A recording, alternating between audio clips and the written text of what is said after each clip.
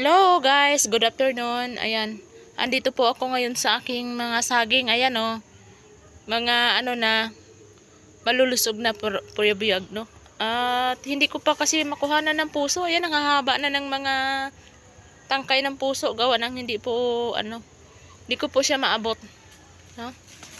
Ay, nako, yung alaga ko, ang kulit. Ayan oh, hayaan ko na lang siguro siya na ganyan. Ayun yung alaga kong napagkakulit. Sama ng sama. Halika na dito. Tara.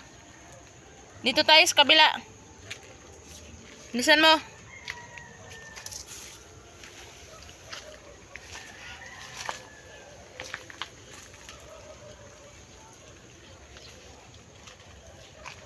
Ayan, dito naman po ako sa kabila.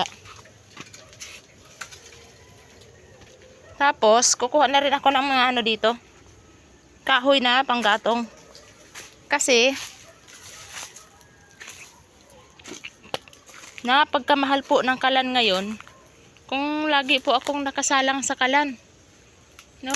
Ayan, ito po oh, nadagana na po siya ng mga kahoy na bali po yung kanyang dulo, no? Hoy, ano yan tinangay mo? Ano yan?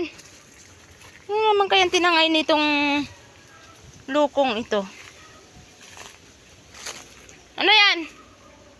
Hoy! Ano yan? Bitawan mo yan? Kulit talaga oh. Ayan. Ito, tabasan ko nga to.